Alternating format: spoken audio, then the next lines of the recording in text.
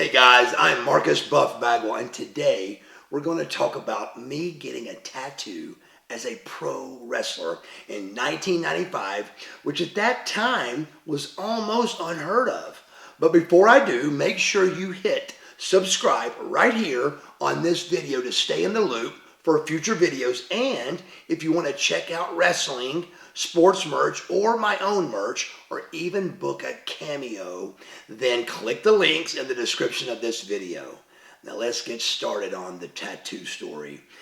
1995, I am in the tag team, the American Males. We are Scotty Riggs and Marcus Alexander Bagwell are the American Males, and we probably have won the belts by now. I'm not sure in 95 or not, but we were definitely one of the hot new tag teams. And I'm not sure what brought it up on the tattoo. I'm not sure who got us going on the tattoo, but I'm pretty sure it was just me.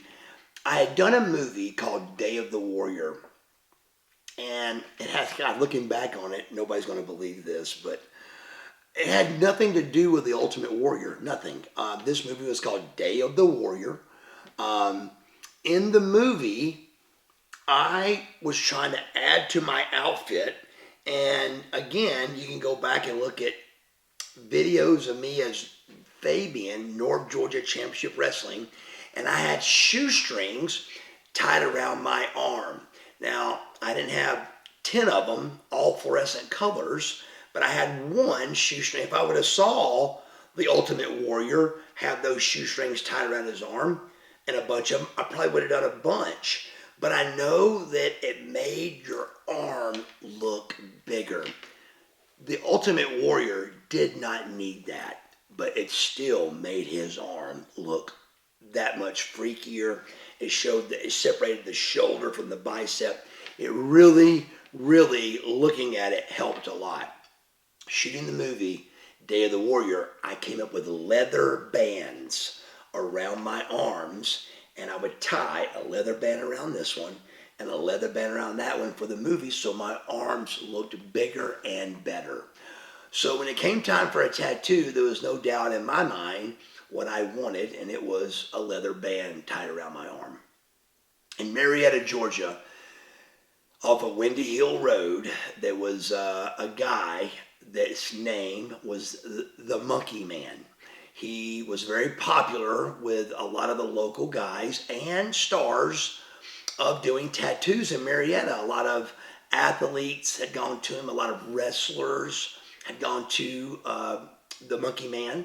He was, a famous tattoo artist. And this is back when, again, man, tattoos were unheard of. It was very rare. They, pro athletes, they wasn't covered yet. Having a sleeve, I don't even think was a word yet. This is mid 1990s. I just don't think it was even a thing. And again, I can't remember what got me excited about it, but I was excited. I wanted a tattoo. And I get to the Monkey Man. The day I'm going, I remember Scotty Riggs going, "Hey man, I'm going to get a tattoo also." And at the same time, it was that tribal thing was getting very popular. Goldberg had the tribal thing, and Scotty being a little bit of a follower, not being ugly, but Scotty kind of went with the tribal thing because it was cool. It was super cool, but I didn't want to do anything that somebody else had. I wanted a leather band tied around my arm. And me and the Monkey Man got in an argument over it. He was like, what do you want a leather band for? I go, "Look, bro, I just want a leather band tied around my arm." He wanted to add something to it. He wanted a cross where the knot was. He wanted this. He wanted that. I go, "Look, man." And he was really busy this day. So somehow, I don't know how exactly, but Scotty went first. This wasn't meant to be, but this was a complete full day. I mean, this was literally a 10 or 12 hour day at the tattoo parlor. So they were having problems getting it kind of what we wanted and getting it sketched out. And he was really busy. Like I said, he was very busy this day to the point we may have should have come back. But for some reason, I felt like if we had came back, I would have never done it. I feel like I would have just probably said no because it was already becoming too much trouble.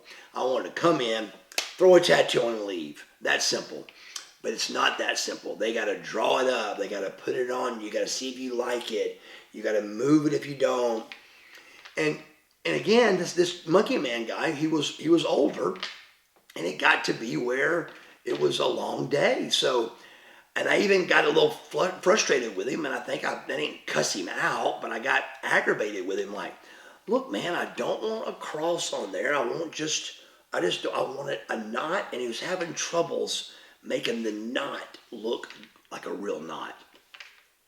Again, into this 10 or 12 hour hell day, we're in it. Scotty goes first, gets his tattoo.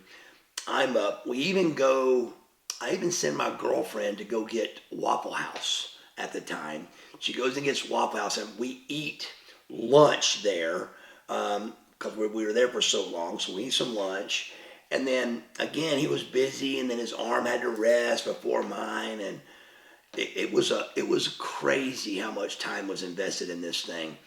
And I remember finally coming up and him putting it on my arm and it being the right shape, the right size. And now he said, well, it hurts too bad to go all the way around in the inside here.